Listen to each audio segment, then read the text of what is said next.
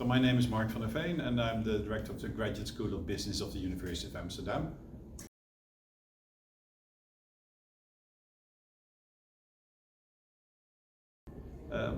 The session I've been moderating was about the electrification of ports and especially about the shore connection. That is indeed a very fundamental question, and actually I've been involved also more than 20 years back in port environmental management from my university, and then already we were discussing about shore power, and actually, so that was also puzzling me. So what has been happening? So why isn't it just now the standard? Of course, you see there is a standard now. You see there's technology. The technology is also becoming more efficient. So I do see progress, but still, and one of the panelists said it's a lack of leadership, maybe. Others said, well, actually there's a lot of finance for other industries, for electrification, for their role in combating climate change, but not so much for the ports. So the ports seems to be out of scope of the policy when it comes to also giving grants for.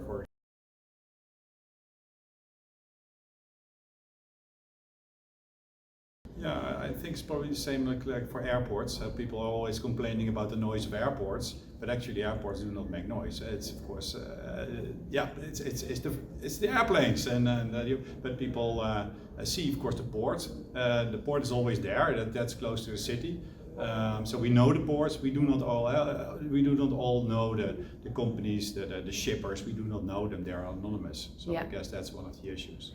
How important do you think conferences like this are to share ideas and come together and try to thrash out where to go from here? Yeah, well, I learn a lot from a conference like this, so I guess many people will also learn. And it's not about knowledge sharing. It's actually, I think, also very important is forming social networks.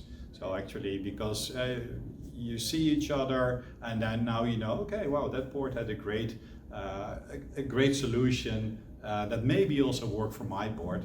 And well, you have also, it's of course about the content, it's the discussions, but it's also simple things like having a lunch together and actually meet another person.